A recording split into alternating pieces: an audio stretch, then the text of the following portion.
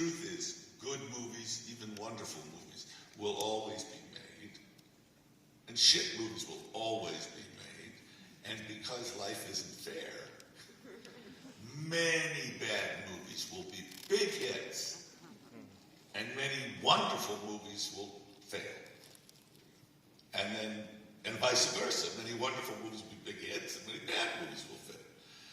But Peter Bogdanovich actually said, the only test of a movie, and when I thought about it, also a painting, a sculpture, an opera, a ballet, the only test of anything, a car, is time.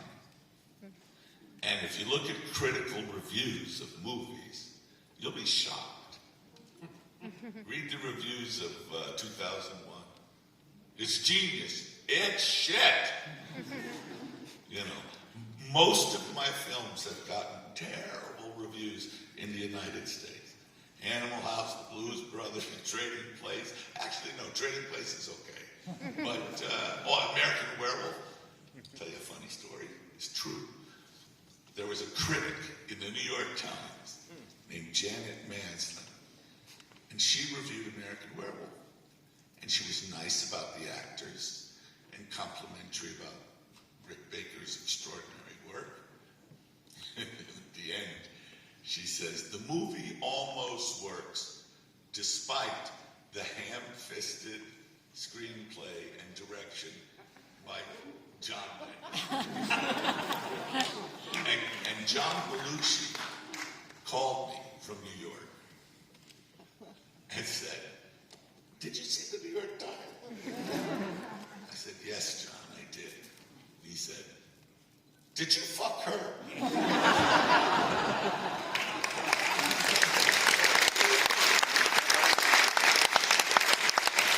problem is all movies, and the quality of a movie has everything to do with when you saw it, how you saw it, who you saw it with, how old were you, who were you? You know, people change all the time.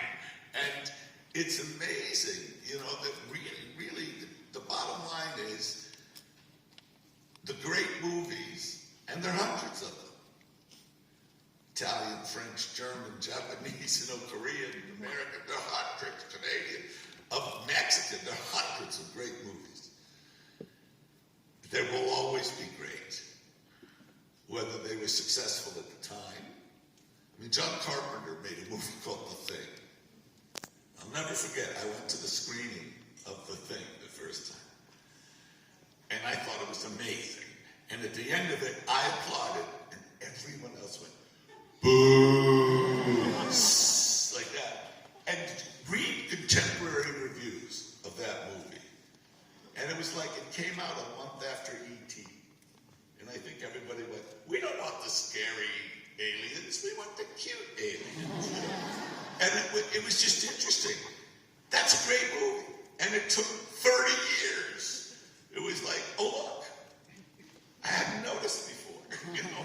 And that's true of so many movies. So many movies. There's so many movies that are shit on that are really wonderful. And so many movies that are considered great that are pretty mediocre. So movies are entirely subjective, meaning you can't be objective about a movie because everybody's different, and it means something to everybody there. There's something different. It's an amazing craft. It's an incredible thing. I love movies, and I love movies in a theater. I actually think, you know, everyone's so unhappy about streaming, including me, but the truth is I don't think cinema's going to go away. I think it's going to come back. Not as big as it was before, but there's nothing like seeing a movie in a big screen with good sound and other people. Emotion.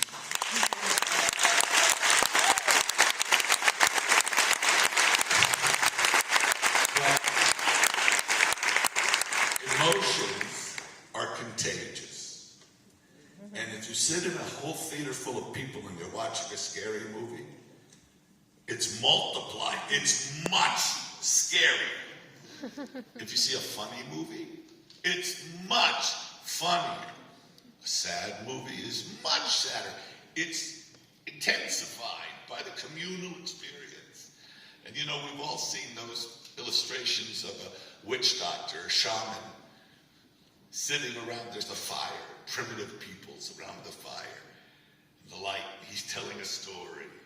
Well, that's who we are, we're still those monkeys. We're sitting out there like that, there's a light, and we're watching the story in the dark. And it's just, there's nothing like it. You can't do it on television, you can't do it on a laptop, you can't do it, I'll never forget. I was in the subway in London. I was on the tube in London, the subway, and I looked over, and there's this guy watching on his iPhone. He's watching, he's got headset, he's watching. Lawrence of Arabia.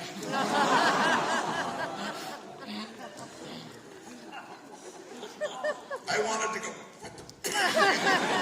it was just, but you know what? He was okay with it, you know, he was watching, but it cannot be the same experience. Imagine those huge shots in the desert.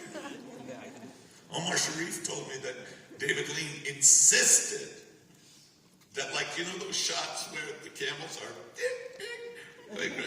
well, that's Peter and Omar going, you know, he made them go 25 miles into the desert on camels to get those shots. He said, no doubles. But anyway, I'll leave you with that, because I'm a firm believer that people who love the movies will show up. And what really hurt us was the pandemic.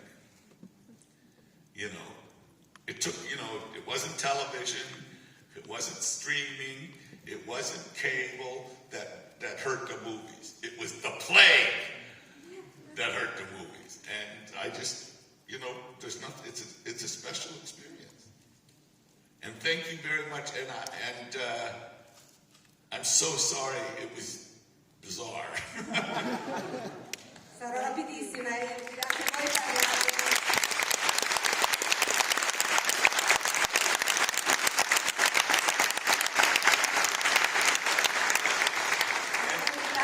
dell'industria del cinema, perché il cinema è un business, la gente che ti dà i soldi per fare un film non la trovi da tutti gli angoli, perché costa tanto fare un film, e infatti anche noi siamo un pochettino schizofrenici, perché non sai mai se fare il film perché devi fare un buon film oppure perché lo devi fare per il botteghino, e quindi ci sono tanti film, la vita è così, non sempre si muove nel modo giusto, ci sono tanti film bellissimi che sono stati dei fallimenti, dei film brutti che sono diventati invece dei grandissimi successi, però è stata detta una cosa secondo me molto importante a proposito dei film, e cioè il test è quello del tempo. E questa cosa secondo me vale per il film, ma vale anche per un'opera d'arte, per un balletto, per qualsiasi cosa, per un quadro. Il tempo ti dice se effettivamente il film era un buon film, perché tra l'altro le critiche molto spesso sono scioccanti, cioè si è detto di Odissea del 2001 nello spazio, geniale, secondo me non vale un granché, comunque si sono dette tantissime cose e i critici molto spesso